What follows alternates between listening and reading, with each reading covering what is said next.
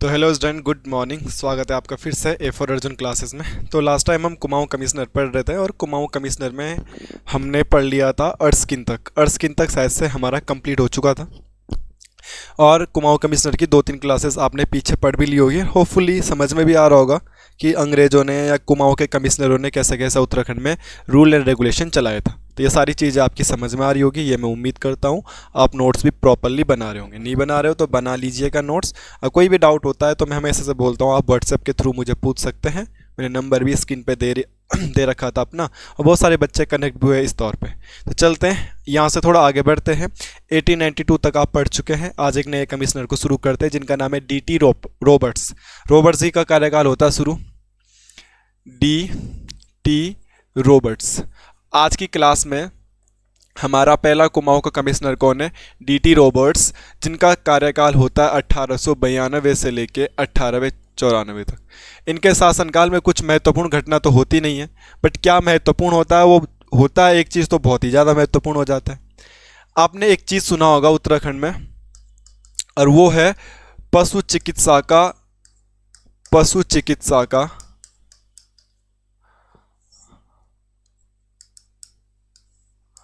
मक्का।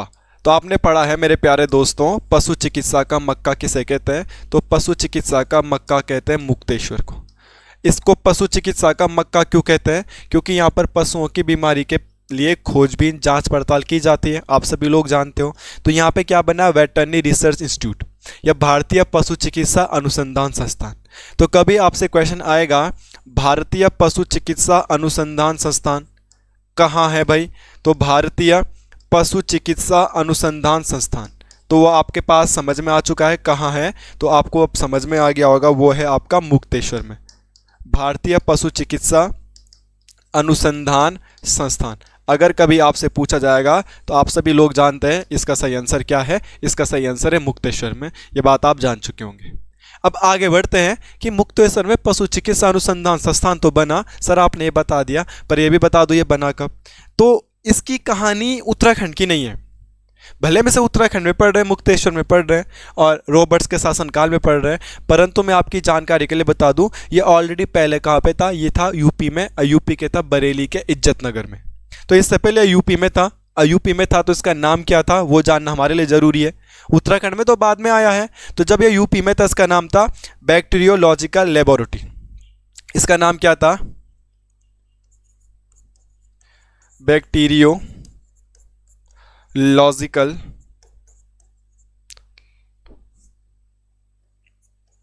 Laboratory.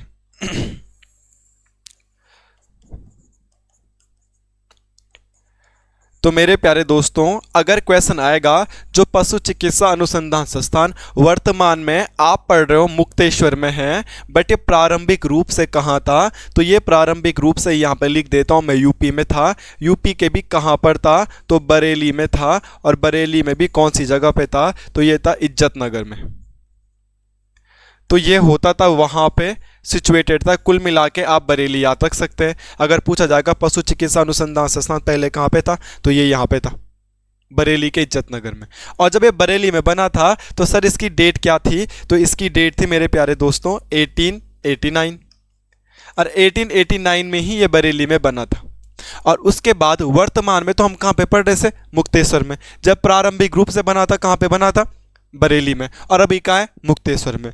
तो ये 1889 में तो बरेली में बना था, तो कभी ना कभी तो मुक्तेश्वर ट्रांसफर हुआ होगा ये। तो अगर क्वेश्चन आएगा ये इंस्टीट्यूट मुक्तेश्वर में कब ट्रांसफर हुआ, तो इसका सही आंसर क्या आ जाएगा आपके पास? 93। 89 में वहाँ पर बना था और यहाँ पे क्या आंसर आ जाएगा उसका? 93। 1889 में वहाँ पे बना था और 1893 में ये मुक्तेश्वर आ गया। अब मेरे प्यारे दोस्तों, कल वाली क्लास आप देख लीजिएगा, मैंने आपको पढ़ाया था एच.जी. रोस, और एच.जी. रोस के शासनकाल में हमने पढ़ा था गढ़वाल राइफल। तो जैसे गढ़वाल राइफल बनी तो कहाँ पे थी? रानीखेत में, 5 मई 87 को। बट गढ़वाल राइफल बाद में या एट प्रेजेंट में गढ़वाल राइफल कहाँ पे पढ़ते हैं? गढ़वाल राइफल पढ़ते हैं लैंसडाउन में। तो जब वो बनी रानीखेत में थी तो लैंसडाउन आई, तो लैंसडाउन कब आई? वो 4 नवंबर को आई थी। कर्नल मैनवरिंग लाए थे, लास्ट क्लास में आपको पढ़ाया था। तो सेम वैसा ही है एज इट इज़ की 1889 में या यूपी में था, उसके बाद उत्तराखंड आया। तो उत्तराखंड कब आया भाई? तो उत्तराखंड आया 1893 में। तो आपको ये ध्यान में रखना है कि वो आपको डेट पूछेगा, यूपी वाली पूछेगा, प्रारंभिक डेट पूछेगा या वर्तमान वाली डेट पूछेगा। तो भाई यूपी के बरेली में था, 1889 में बना था, उत्तराखंड के मुक्तेश्वर में है और 1893 में बना है। ये पॉइंट आपको याद रखने हैं। जब स्टार्टिंग में बना था दैट टाइम उसका नाम क्या था, बैक्टीरियोलॉजिकल लेबोरेटरी, बट अभी इसका नाम कुछ अलग है और अभी इसको क्या बोलते हैं, imperial institute of veterinary research. वर्तमान अगर नाम की बात करूं मैं, इंपीरियल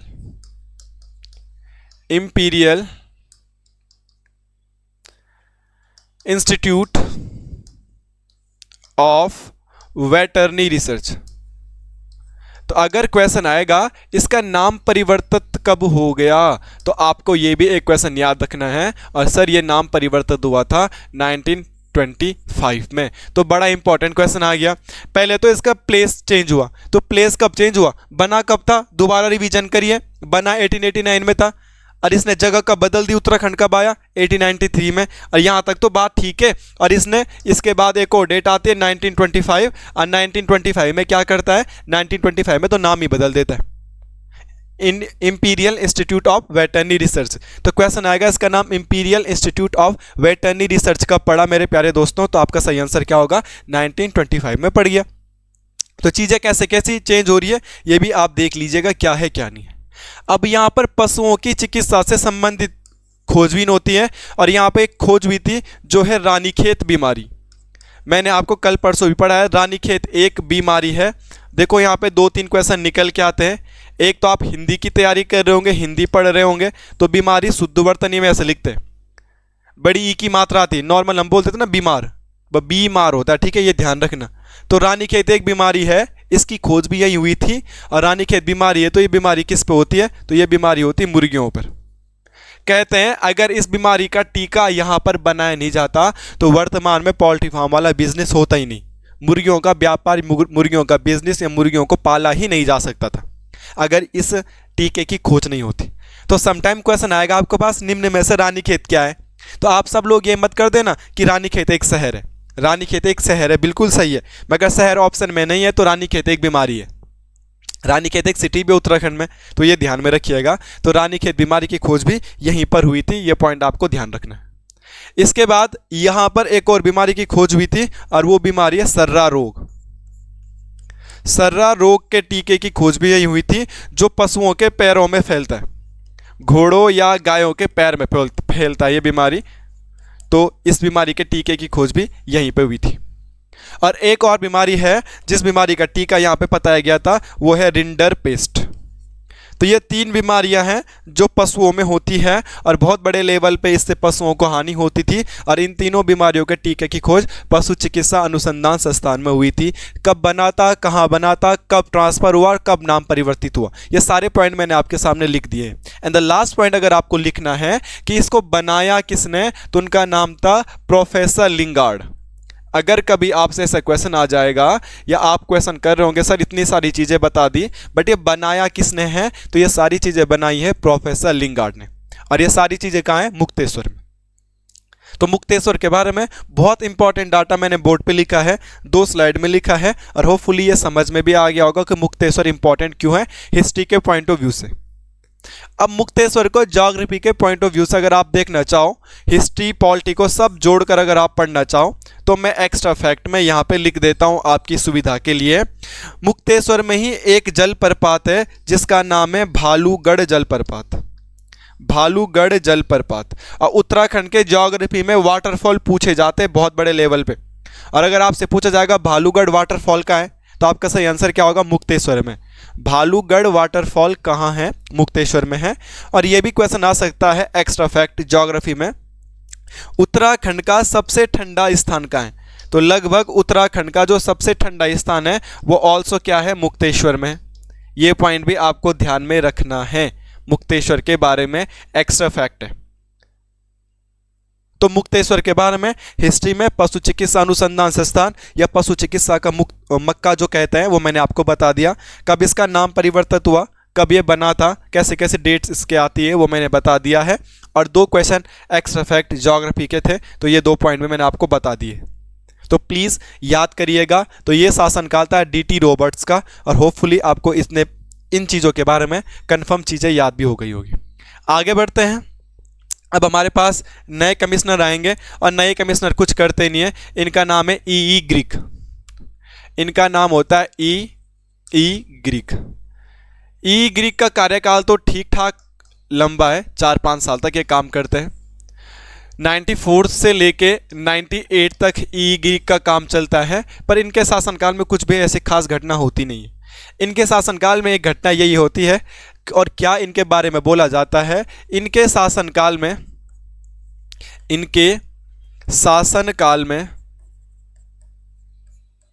उत्तराखंड की मांग और किससे की जाती है, महारानी विक्टोरिया से की जाती है। महारानी विक्टोरिया से की जाती है। ऐसा कहा जाता है कि पृथक उत्तराखंड की मांग या प्रथम कुमाऊं की मांग, अलग पृथक कुमाऊं की मांग की जाती है महारानी विक्टोरिया से लेटर लिखने के बाद ई ग्रीक के शासनकाल में। और ये कब की जाती है मेरे प्यारे दोस्तों, तो ये की जाती है 1897 में। तो ऐसा क्वेश्चन देखने के लिए मिलता है, बाकी इनके शासनकाल में कुछ भी फैक्ट देखने के लिए नहीं मिलता। किसके शासनकाल में पृथक उत्तराखंड की मांग की गई थी पहली बार, तो ये की गई थी 1897 में। और किसके शासनकाल में की गई थी, मैंने लिख दिया ई ग्रीक के शासनकाल। बाकी इनके शासनकाल में कुछ भी एक्स्ट्रा फैक्ट है नहीं। 1897 का बड़ा इंपॉर्टेंट रोल है आपके जीके में। अगर मैं आपको कहूं तो सुभाष चंद्र बोस जी का जन्म भी 1897 में हुआ था, 23 जनवरी को।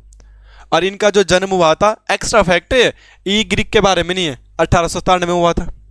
आप एक्स्ट्रा फैक्ट में क्या लिख सकते हो, 1897 में ही आपके पास टिहरी का घंटाघर बना। ये क्वेश्चन एग्जाम में आ भी चुका है, टिहरी का घंटाघर। और किसने बनाया सर, ये टिहरी के राजा कीर्ति शाह ने बनाया था। बाकी अभी टिहरी का इतिहास आपको पढ़ाया नहीं है, जब पढ़ाऊंगा तो बता दूंगा।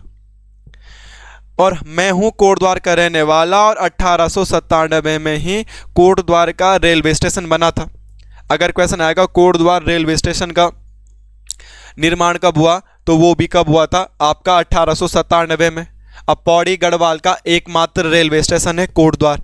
और अगर क्वेश्चन आएगा सबसे कम रेलवे लाइन किस जिले में है, तो सबसे कम रेलवे लाइन किस जिले में, सबसे कम, अगर कभी क्वेश्चन आएगा सबसे कम रेल किस जिले में है, तो सबसे कम रेल किस जिले में है, पौड़ी में। और कभी क्वेश्चन आएगा सबसे ज़्यादा रेलवे लाइन किस जिले में, then your answer will be Haridwar. ये सारे के सारे एक्स्ट्रा फैक्ट हैं। बाकी जिस दिन मैं आपको उत्तराखंड में परिवहन वाला टॉपिक पढ़ाऊंगा, ये सारी चीज़ें दोबारा पढ़ाऊंगा। आप ये मत सोचिए मैं नहीं पढ़ाऊंगा, बट वो तो यहाँ पे बातों में बात आई तो मैंने आपको सारी चीज़ें बता दी, एक सामने याद हो जाएगी। 1897 की चीज़ें हम पढ़ रहे थे तो मैंने पढ़ दिया है, बता दिया। 1897 में ही ये बना था कोटद्वार का रेलवे स्टेशन।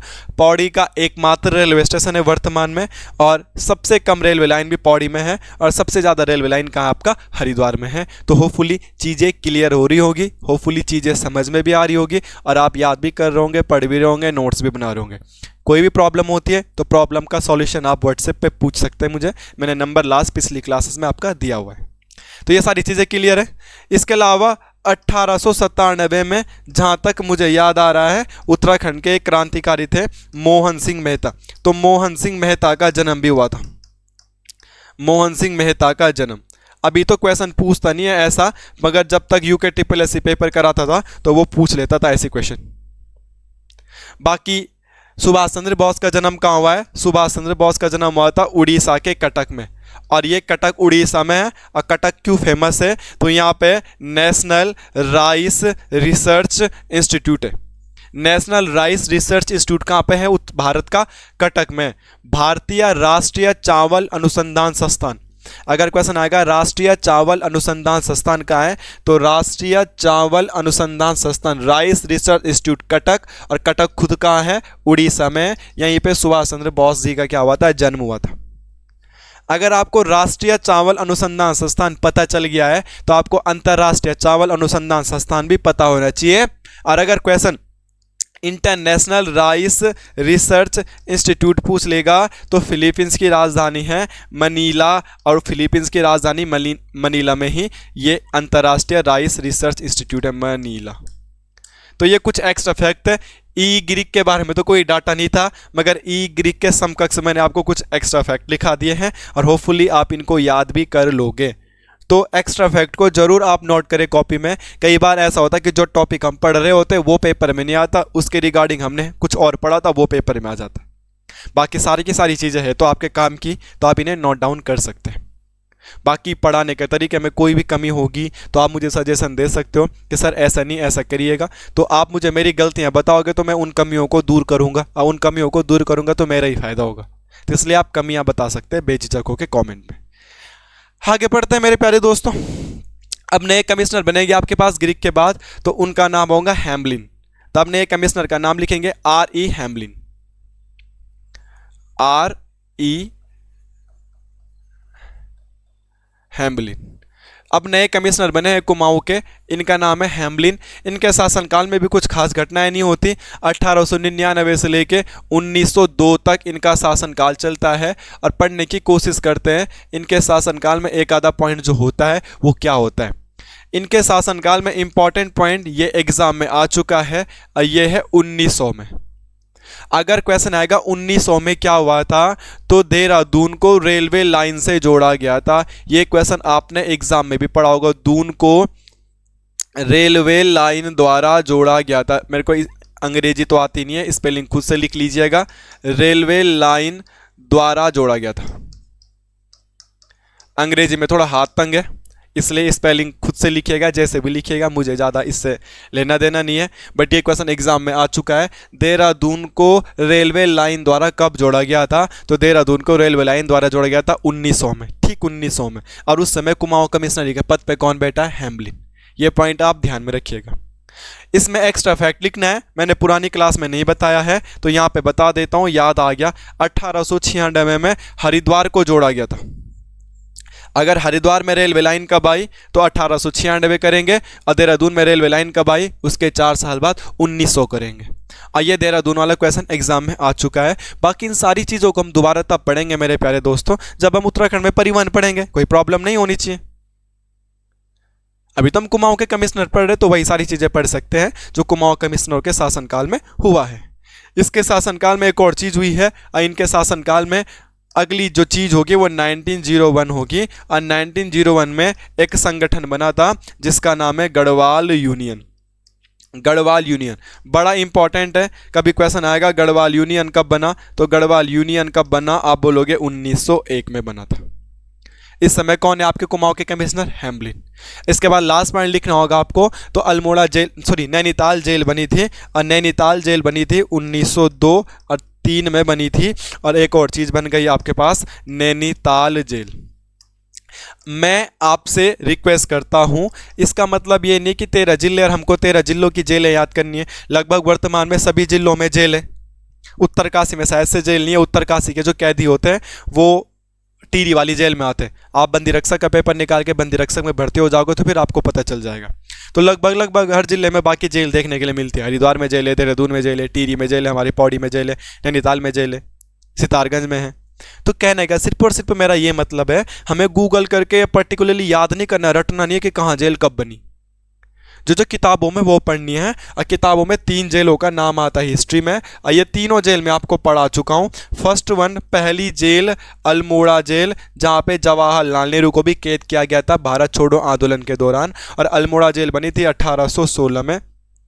उसके बाद हम लोगों ने आपको पढ़ाया था पौड़ी जेल, अब पौड़ी जेल बनी थी 1821 में। और उसके बाद आज मैं आपको पढ़ा रहा हूँ नैनीताल जेल। और मेरे प्यारे दोस्तों, नैनीताल जेल कब बनी, 1902 में।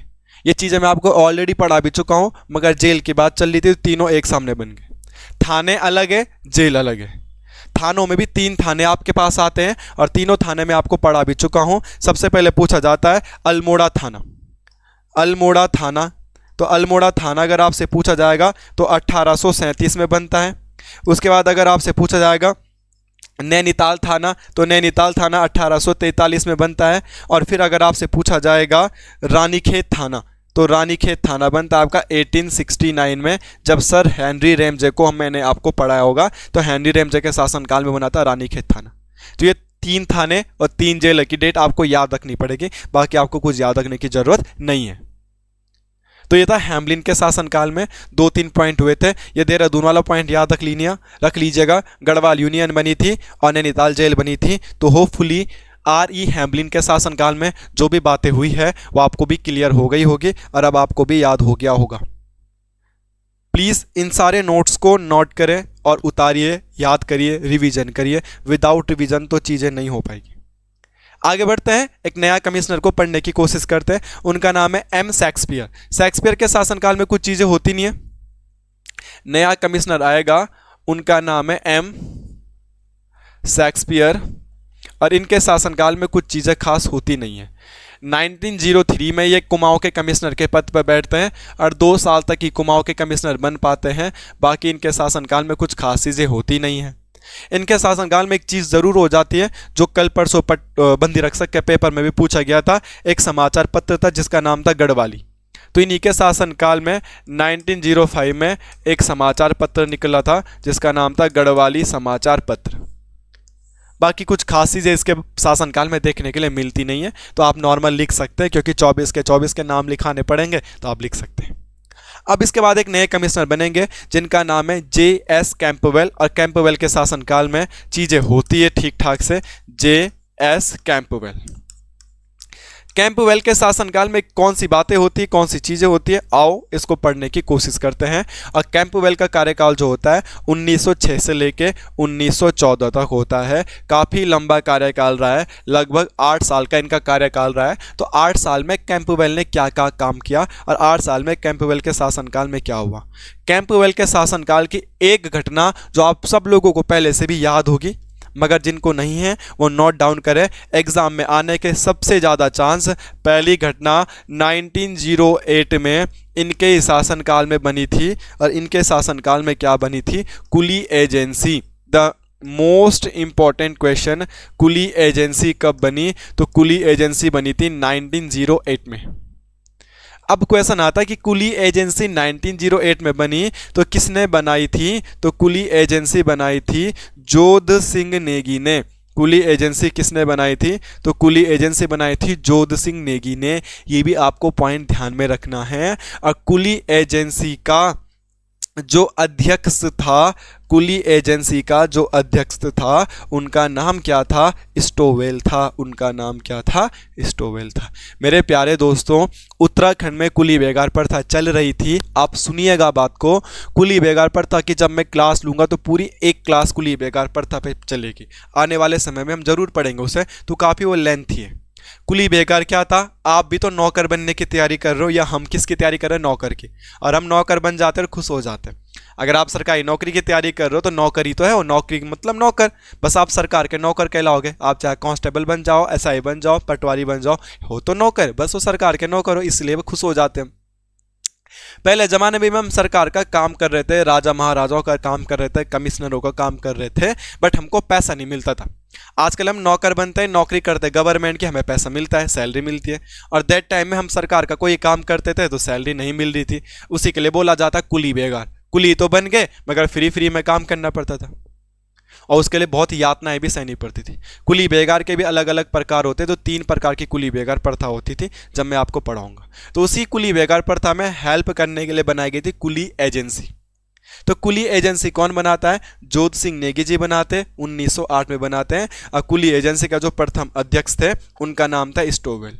यहां तक कि कुली एजेंसी का अध्यक्ष हमेशा रहता था डिप्टी कमिश्नर। तो स्टोवेल दैट टाइम पे क्या थे? डिप्टी कमिश्नर थे। असली में कमिश्नर तो कौन है?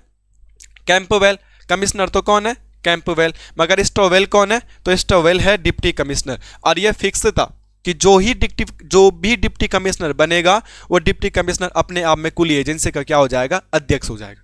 जैसे होता है ना कि जो उपराष्ट्रपति होगा वही राज्यसभा का क्या होता है? सभापति होता है। तो जो डिप्टी कमिश्नर होगा वही कुली एजेंसी का अध्यक्ष होगा। ये फिक्स था, ये बातें आप ध्यान में रखिएगा। अब इस कुली एजेंसी के बारे में अगर हम पढ़ेंगे तो कुली एजेंसी ने अपना जो पहला कार्य किया था, कुली एजेंसी ने अपना पहला कार्य कहाँ किया था? तो वो किया था द्वारीखाल ब्लॉक में।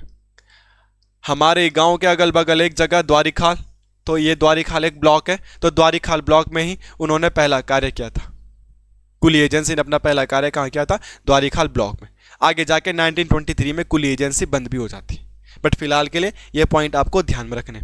और बहुत इंपॉर्टेंट भी है कि कुली एजेंसी किसके शासनकाल में बनी है। तो कुली एजेंसी किसके शासनकाल में बनी है मैंने आपको बता दिया है। अब आपको याद भी हो गया होगा कि कुली एजेंसी बनी है क्या इसका नाम, कैंपबेल के शासनकाल में। अब बनाने वाले का नाम क्या है वो सारी चीज़ें आपको बता दी गई है।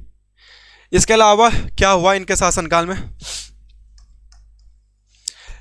कैंपबेल के शासनकाल के एक और डेट आती है और वो डेट को आप लिख लेंगे 1909 और कुमाऊं गवर्नमेंट गार्डन की स्थापना हुई थी। ये भी एग्जाम में आ चुका है, Kumaon government garden. Kumaon government garden की स्थापना कब हुई है प्यारे दोस्तों, ये 1909 में हुई है और ये भी कैंपबेल की देन है। The last one point, the most important point जो लास्ट है आपको याद रखना है 1912। और 1912 में क्या हुआ प्यारे दोस्तों, अल्मोड़ा कांग्रेस की स्थापना हुई थी। Almora Congress, the most important question आज की क्लास का, अल्मोड़ा कांग्रेस की स्थापना कब हुई प्यारे दोस्तों, तो अल्मोड़ा कांग्रेस की स्थापना हुई थी 1912 में। और ये सारी चीजें कुली एजेंसी, कुमाऊं गवर्नमेंट गार्डन और अल्मोड़ा कांग्रेस की स्थापना, ये तीनों की तीनों चीजें किसके शासनकाल में हो रही है, कैंपबेल के शासनकाल में हो रही है। और कुली एजेंसी ने पहला कार्य कहाँ किया, द्वारिखाल में किया। और कुली एजेंसी का हेडक्वार्टर अगर पूछ लिया जाए आपको, कुली एजेंसी का हेडक्वार्टर कहाँ था, तो हमारा अपना पौड़ी।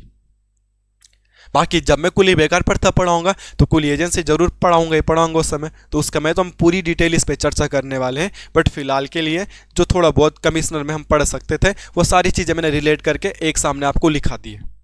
मैं यही चाहता हूं कि मैक्सिमम चीज़ें मैं आपको लिखा दूं। अगर मैं कुली एजेंसी पढ़ाने लग जाऊं दोस्त आपको, तो फिर कमिश्नर आगे नहीं बढ़ पाएंगे ना, क्योंकि कुली एजेंसी का तो एक अलग टॉपिक है। अभी हम वो चीज़ें पढ़ रहे हैं जो कमिश्नर से कहीं ना कहीं मिलता जुलता है। तो कैंपबेल के शासनकाल में कुमाऊं गवर्नमेंट गार्डन, अल्मोड़ा कांग्रेस और कुली एजेंसी, ये सारी चीज़ें आपकी क्लियर हो गई होगी, ये मैं उम्मीद करता हूं। कोई दिक्कत है किसी को? ठीक है, दिक्कत होगी तो व्हाट्सएप पे आप मैसेज करके पूछ सकते हैं। नेक्स्ट आगे बढ़ते हैं। आगे बढ़ने के बाद एक और कमिश्नर हमें आज पढ़ लेना चाहिए और बहुत इंपॉर्टेंट है, उनका नाम है पर्सी विंडम। बड़े इंपॉर्टेंट कमिश्नर है, उनका नाम है पी विंडम या उनका नाम है पर्सी विंडम। पर्सी विंडम को आपको याद करना पड़ेगा, एग्जाम में आ भी चुके हैं और कितने इंपॉर्टेंट है देखो। 1914 से लेके 1924 तक इनका शासनकाल रहा है। और आप अपने नोट्स को पीछे पलट लीजिए, अगर नोट्स बना रहे हो आप। ट्वेल्व का कार्यकाल भी 20 साल तक रहा था लगभग, रेमजा का कार्यकाल भी 56 से 84 तक रहा था लगभग। तो मतलब जो ज़्यादा अच्छा होगा उसका कार्यकाल भी तो ज़्यादा लेंथी होगा। और कोई कमिश्नर तुमने ऐसे पढ़े जो 2-2, 3-3 साल में भगा दिए गए, वापस बुला दिए गए, तो उन्होंने कुछ अच्छे काम नहीं किए होंगे। जो ज़्यादा अच्छा काम करेगा उसको ज़्यादा टाइम मिलेगा। तो इनके ये भी थोड़ा अच्छे रहे होंगे, इंपॉर्टेंट रहे होंगे, तभी तो इनका शासनकाल कितने साल का है, 10 साल का है, 1914 से लेके 1924 तक। पहला पॉइंट यही आता है कि जब हमारी पूरी दुनिया में प्रथम विश्व युद्ध चल रहा था, तो प्रथम विश्व युद्ध के दौरान कुमाऊं कमिश्नर कौन थे, तो प्रथम विश्व युद्ध आपका 1914 से लेके 1918 तक चला था। At that time Kumaon commissioner कौन थे, पर्सी विंडम थे, आपको सामने लिखा हुआ है, यह ध्यान रखिएगा। 28 जुलाई से लेके 11 नवंबर तक प्रथम विश्व युद्ध चला था। बोले तो 28 जुलाई 1914 से लेके 11 नवंबर 1918 तक प्रथम विश्व युद्ध की समाप्ति मानी जाती है। अब प्रथम विश्व युद्ध में कुल 37 देशों ने भाग लिया था। अगर क्वेश्चन आएगा प्रथम विश्व युद्ध में कितने देशों ने भाग लिया था, तो प्रथम विश्व युद्ध में 37 देशों ने भाग लिया था। ये पॉइंट आप समझ लीजिएगा। चीजें क्या हो रही है, पर्सी विंडम 14 से लेकर 24 तक है, इसका शासनकाल आप टाइम पीरियड आप याद कर लीजिएगा। और इनके शासनकाल में प्रथम विश्व युद्ध हुआ था, जो हमारे एग्जाम के पॉइंट ऑफ व्यू से बड़ा इंपॉर्टेंट। और प्रथम विश्व युद्ध में कितने देशों ने भाग लिया था, 37 देशों ने। 28 जुलाई को प्रथम विश्व युद्ध की शुरुआत मानी जाती है और 11 नवंबर को प्रथम विश्व युद्ध समाप्त हो गया था। आजकल भी अगर आप करंट अफेयर पढ़ रहे होंगे तो आजकल इजराइल, हमास, फिलीपींस चर्चाओं में है, युद्ध की कगार पे है, विश्व युद्ध होने की चांसेस है, लड़ाइयाँ हो रही है। इससे पहले भी 2-4-5 महीने पहले हमने सुना था रसिया और यूक्रेन का पंगा चल रहा था। तो देशों में लड़ाइयाँ झगड़ा होता रहता है, मगर जब इन लड़ाई झगड़ों में और भी देश शामिल हो जाते हैं तो ये विश्व युद्ध का रूप धारण कर लेते हैं। तो पहली बार विश्व युद्ध कब हुआ था, आपके सामने बोर्ड पे लिखा है। At that time commissioner of Kumaon कौन है, पर्सी विंडम है। और ये बहुत इंपॉर्टेंट है, प्लीज याद कर लीजिएगा, हाथ जोड़ कर रिक्वेस्ट है आपसे। नेक्स्ट, अगला हम पढ़ेंगे उत्तराखंड के जीके की। अगर आप तैयारी कर रहे हो तो एक क्वेश्चन बार बार आपसे पूछा जाता है। 1916 इसके शासनकाल में बनी थी कुमाऊं परिषद। कुमाऊं परिषद की स्थापना कब हुई थी? तो कुमाऊं परिषद की स्थापना हुई थी 1916 में। ये ध्यान में रख लीजिएगा, ये भी काफ़ी इंपॉर्टेंट क्वेश्चन है। कुमाऊं परिषद, और ये कुमाऊं परिषद बनी तो थी 1916 में। कुमाऊं परिषद के 6 अधिवेशन भी हुए थे। प्रीवियस क्लासेस में इनके अधिवेशन, इनके अध्यक्ष पूछे जाते हैं। गढ़वाल में पहला अधिवेशन उनका हमारे अपने शहर कोटद्वार में भी हुआ था, जिसमें सबसे ज़्यादा भीड़ भी थी। तो ये सारी चीज़ें मैं आपको तब पढ़ाऊंगा जब मैं तुम्हें कुमाऊं परिषद पढ़ाऊंगा। अब ये सारी चीज़ें लिखा दूंगा तो मैं कमिश्नर आगे नहीं बढ़ा पाऊंगा, बस यही प्रॉब्लम है। जैसे कि मैं आपको इससे पहले कुली बेगार पढ़ता पढ़ाता तो फिर कमिश्नर कैसे पढ़ाता आगे। जिस दिन कुली बेगार का टॉपिक आएगा उस दिन समझाऊंगा, आप चिंता क्यों कर रहे हो। जिस दिन कुमाऊं परिषद का टॉपिक आएगा उस दिन डिटेल में समझाऊंगा। बट फिलहाल तो क्वेश्चन इतना ही है ना कि कुमाऊं परिषद कब बनी? 16 में। किसके शासनकाल में? परसी विंडम के शासनकाल में। और ये कुमाऊं परिषद आगे चल के 10 साल बाद 1926 में कांग्रेस में मर्ज हो जाती है। अगर क्वेश्चन आएगा कुमाऊं परिषद कब बनी तो 16, और कुमाऊं परिषद कांग्रेस में शामिल कब हुई तो ये कांग्रेस में शामिल हो गई थी। और कब हुई? 1926 में। 10 साल तक। परसी विंडम का शासनकाल भी 10 साल का है, और ये भी 10 साल बाद किस में शामिल हो जाती है? 1926 में। कांग्रेस में इसका क्या हो जाता है? विलय हो जाता है। ये पॉइंट आप ध्यान में रखिएगा, क्या क्या चीज़ें हो रही है और क्या क्या चीज़ें नहीं हो रही है। इसके बाद एक और डेट आपको याद रखनी है, वो है 1921। 1921 में इसके शासनकाल में बना था, और वो क्या बना था? Forest grievance committee. अगर कभी क्वेश्चन आएगा फॉरेस्ट ग्रीवेंस कमेटी कब बनी, देन आपका आंसर हो जाएगा प्यारे दोस्तों 1921। और इस फॉरेस्ट ग्रीवेंस कमेटी के तो अध्यक्ष भी कमिश्नर साहब को बनाया गया था, परसी विंडम साहब को।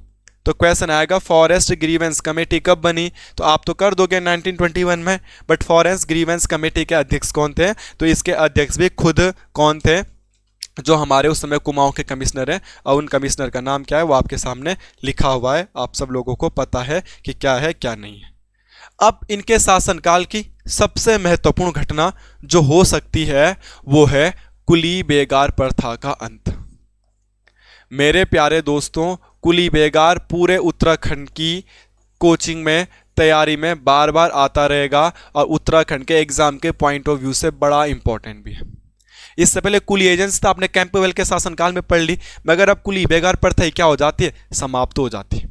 तो कुली बेगार प्रथा का अंत कब होता है? तो कुली बेगार प्रथा का अंत होता है 13-14 जनवरी 1921 को। और 13-14 जनवरी 1921 में कुमाऊं का कमिश्नर कौन है? ये देखिएगा, परसी विंडम है।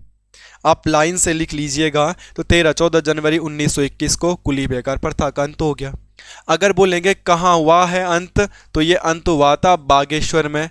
अगर बोलेंगे किस नदी के तट पे हुआ है, तो ये हुआ है सरयू नदी के तट पर। सरयू नदी के तट पर। और अगर क्वेश्चन आएगा खुद सरयू नदी कितनी लंबी है, तो सरयू नदी की लंबाई होती है 146 किलोमीटर। अब क्वेश्चन ये आ जाएगा सरयू नदी कहाँ से निकलती है, तो एक जगह से निकलती है, उस जगह का नाम है झुंडी नामक जगह से। कहाँ से निकलती है? झुंडी नामक जगह से सरयू नदी का क्या होता है, मैं यहाँ पे लिख भी देता हूँ, उद्गम। इन द केस झुंडी ऑप्शन में नहीं है, तो ये तो सबको पता है, सरयू नदी का उद्गम होता है सरमूल ग्लेशियर से। तो सरमूल ग्लेशियर मिलेगा ऑप्शन में, और नहीं मिलेगा तो प्रॉपरली जगह का नाम है झुंडी। और इसी नदी के तट पर एक मेला लगता है, उसका नाम है उत्तरायणी का मेला। इसी मेले का नाम है उत्तरायणी का मेला। उत्तरायणी का मेला मेरे प्यारे दोस्तों। और इसी उत्तरायणी के मेले में बद्री दत्त पांडे के नेतृत्व में कुली बेगार प्रथा का जब अंत हो रहा था, तो इसका लीडर कौन था? कोई ना कोई तो लीडर होगा ना, और इसके लीडर का नाम था बद्री दत्त पांडे। और मैं अभी आपको कुली बेगार प्रथा नहीं पढ़ा रहा हूँ, कुली बेगार प्रथा को समझाने पे आ गया ना, प्रॉपर 1 घंटे की क्लास लगेगी, वो आने वाले समय में पढ़ेंगे। अभी तो हम बेसिक सी चीज़ें पढ़ रहे हैं कि कुली बेगार प्रथा का अंत किसके शासनकाल में हुआ, तो कुली बेगार प्रथा का अंत परसी विंडम के शासनकाल में हुआ। That's it. कहते हैं कि 40,000 क्रांतिकारी एक मेले में शामिल हो गए और मेले का नाम क्या, उत्तरायणी मेला। और यहाँ पे अंग्रेजों को बोल दिया कि आज से आपका बेगारी का काम हम नहीं करेंगे। और कुली बेगार के जितने भी रजिस्टर थे, कहते हैं इन सारे रजिस्टरों को सरयू नदी में बहा दिया जाता है। वहां पे तो गोली चलाने का ऑर्डर भी मिल जाता है क्रांतिकारियों पे। अंग्रेज बोलते हैं इन पे गोली चला दो, बहुत ज़्यादा बोल रहे क्रांतिकारी। तो बद्रीदत्त पांडे का एक स्लोगन के सामने आता है कि साहब आपकी गोलियां खत्म हो जाएगी मगर क्रांतिकारियों के पत्थर और डंडे खत्म नहीं होंगे। मगर क्रांतिकारी ज़्यादा भीड़ हो गई थी और जब ज़्यादा ही भीड़ देखी अंग्रेजों ने, तो अंग्रेजों ने अपनी फौज को वापस बुला दिया और क्रांतिकारियों पे गोली भी नहीं चलाई और कुली बेगार प्रथा सफल रही। इसलिए हम कुली बेगार प्रथा को रक्तहीन क्रांति भी कहते हैं। तो ये सारी चीज़ें आगे हम पढ़ेंगे जिस दिन हम कुली बेगार प्रथा को डिटेल में पढ़ेंगे। बट फिलहाल के लिए बेसिक से पॉइंट क्या याद रखिएगा, कुली बेगार प्रथा का अंत कहाँ हुआ, बागेश्वर में। कौन सी नदी के तट पे, सरयू। सरयू नदी की लंबाई 146। कहाँ से निकलते, झुंडी नामक जगह से। कौन से ग्लेशियर से, सरमूल ग्लेशियर से। और कौन से मेले में, उत्तरायणी मेला। और इसी उत्तरायणी मेला पे पप्पू कार्की जी का बड़ा इंपॉर्टेंट है, हल्के में ना लीजिएगा। 2-3-4 साल पहले पप्पू कार्की जी की रोड एक्सीडेंट में डेथ भी हो गई थी। एक उत्तराखंड के लोक गायक थे पप्पू कार्की और उनका एक गाना भी था, उत्तरायणी कौतिक लग्यूचा सरयू का बगड़। उत्तरायणी कौतिक लग्यूचा सरयू का बगड़, तो मतलब उत्तरायणी कौतिक सरयू नदी के तट पे लगा हुआ है। और तब उनकी डेथ के बाद उनके छोटे बच्चा है एक उनका, उस समय तो छोटा था, अब तो थोड़ा बड़ा भी हो गया होगा, उन्होंने भी उसी गाने को दोबारा गाया था अपनी बच्चे वाली आवाज़ में। तो उस समय काफ़ी वायरल हुआ था वो सॉन्ग। और आप घर पे जाके फॉरेस्ट गार्ड या कनिष्ठ सहायक का पेपर उठा के देखो, उसमें क्वेश्चन आया था कि पप्पू कार्की का संबंध किससे है, तो वो क्वेश्चन सही आंसर था, पप्पू कार्की का संबंध है संगीत से। घर पे जाके देखना, फॉरेस्ट गार्ड या कनिष्ठ सहायक का पेपर दोनों का एक साथ आसपास हुआ था, उसमें एक क्वेश्चन आ रखा था कि पप्पू कार्की का संबंध किससे है, तो आपका सही आंसर क्या हो जाएगा, संगीत। तो कहने का मतलब है एग्जामिनर क्वेश्चन को कहाँ से कहाँ तक रिलेट कर सकता है, आप सोच नहीं सकते। तो कुली बेगार प्रथा का अंत किसके शासनकाल में हुआ है, कहाँ पे हुआ है, किस नदी के तट पे हुआ है। होपफुली ये सारी चीज़ें आपको क्लियर हुई होंगी, ऐसे मैं आपसे उम्मीद करता हूँ। तो ये था पर्सिविंडम। और पर्सिविंडम के बारे में जितनी सी चीज़ें आपको बतानी चाहिए थी मुझे, वो सारी चीज़ें मैं पर्सिविंडम के बारे में आपको बता चुका हूँ। 14 से लेके 24 तक इनके शासनकाल रहा है और उन्हीं के शासनकाल में ये सारी चीज़ें हुई है। अब इनको आगे पढ़ने की कोशिश करते हैं, क्या हुआ है क्या नहीं हुआ है। मैंने आपको इससे पुरानी क्लास में क्या पढ़ाया है, कुली एजेंसी। और जहाँ पर मैंने कुली एजेंसी पढ़ाया था वहाँ पर मैंने तुम्हें एक चीज़ बता भी दी थी। अब कुली एजेंसी भी तो समाप्त हो जाएगी। जब यार कुली बेगार प्रथा ही समाप्त हो गई तो कुली एजेंसी का क्या करेंगे। अब कुली बेगार प्रथा तो 1921 में समाप्त हो चुकी है, तो कुली एजेंसी का अचार डालना है क्या। तो अब क्वेश्चन आएगा कुली एजेंसी कब समाप्त हुई। अगर क्वेश्चन आएगा कुली एजेंसी कब समाप्त हुई मेरे प्यारे दोस्तों, तो कुली एजेंसी कब समाप्त हुई, कुली एजेंसी कब समाप्त हुई, तो 1923 में हुई थी। दैट टाइम कुमाऊं कमिश्नर कौन है, पर्सिविंडम। और कुली एजेंसी बनी कब थी, 1908 में। एट दैट टाइम कमिश्नर कौन था, कैंपबेल। वो आपने पीछे देख लिया होगा, पेज पलट के देखिएगा अगर आप नोट्स बना रहे हो तो। इसके अलावा एक लास्ट पॉइंट जो छूट गया था वो है 1917। 1917 में कुमाऊं वाटर रूल्स आए थे। कभी क्वेश्चन आएगा कुमाऊं वाटर रूल्स कब का है, तो कुमाऊं में जल नियम कब आए थे। अंग्रेजों ने कुमाऊं में, अभी आता है ना पानी का बिल आता है ना आपके घरों में, जैसे बिजली का बिल आता है, तो पहले पानी, जब हमारे दादा परदादा रहे होंगे तुम्हें क्या लगता है वो पानी का बिल देते रहे होंगे, नहीं। या गांव में जो हम नवालों से, हमारे गांव में जैसे नवाले से पानी लाते हैं या कोई धारा से पानी लाता है, जो भी लाता है जहां से भी लाता है, कौन सा हम उसका टैक्स देते थे। सरकार ने जो अब नल लगाया उनका टैक्स देते ना, पानी का बिल देना पड़ता है। तो कहने का मतलब है अंग्रेजों ने कुमाऊं वाटर रूल्स कब बनाया, 1917 में, जिसमें बिल निर्धारित किया गया था कि गायों के पीने का जो पानी होता है गदेरों में, वहाँ का कितना टैक्स होगा, जो हमारे घरों में पीने का पानी आएगा उसका कितना टैक्स होगा, जहाँ गांव वाले कपड़े उपड़े धोने जाएंगे उसका कितना टैक्स होगा, और जो सिंचाई में हमें पानी चाहिए होगा उसका कितना टैक्स होगा। जो कूल वगैरह नाली वगैरह बनाई जाती थी, नहर वगैरह बनाई जाती थी सिंचाई के लिए, तो कुमाऊं में पानी का तुम कुछ भी लेना देना करोगे, पानी का कुछ भी यूज़ करोगे तो उसके लिए टैक्स सिस्टम शुरू हो गया था। तो कुमाऊं वाटर रूल्स बन गए थे। तो कुमाऊं जल नियम कब बने थे, 1917 में बने थे। और किसके शासनकाल में बने थे, कैंपबेल के शासनकाल में। यहीं पे नोट करके लिखना है तो आप लिख सकते हैं कुमाऊं वाटर रूल्स को संशोधित कब किया गया था मेरे प्यारे दोस्तों। तो कुमाऊं वाटर रूल को संशोधित किया गया था 1930 में। ये वाला पॉइंट भी आप कहीं पे नोट डाउन करके याद कर लीजिएगा, तो बड़ा इंपॉर्टेंट है। तो ये था आपके अपने पर्सिमिंडम की कहानी। तो 3 स्लाइड में मैंने पढ़ाने की कोशिश करी है। विश्व युद्ध, कुमाऊं परिषद, फॉरेस्ट ग्रीवेंस कमेटी, कुली बेगार, the most important point. Pappu Karki तो परसों के पेपर में आ भी चुका था, उत्तराणी कौतिक वाला गाना गाया है। कुली एजेंसी समाप्त हो गई है, कुमाऊं वाटर रूल्स बन गए हैं और कुमाऊं वाटर रूल संशोधित हुए थे 1930 में। इसके अलावा पढ़ाई में आप मुझे कोई भी सजेशन देना चाहते हो तो प्लीज़ इस नंबर पे दे सकते हो कि सर कुछ ऐसा करिए, जैसा आपको उचित लगेगा वैसे करने की कोशिश करूँगा। और कमेंट भी करते रहिएगा साथ साथ, क्योंकि आपके कमेंट से मनोबल बढ़ता है तो आदमी और अच्छा करने की कोशिश करते हैं। मिलते हैं आपको नेक्स्ट क्लास में। होपफुली अगली क्लास में आपके कुमाऊं कमिश्नर समाप्त हो जाएंगे। तो तब तक नोट्स बनाओ, रिवीजन करो।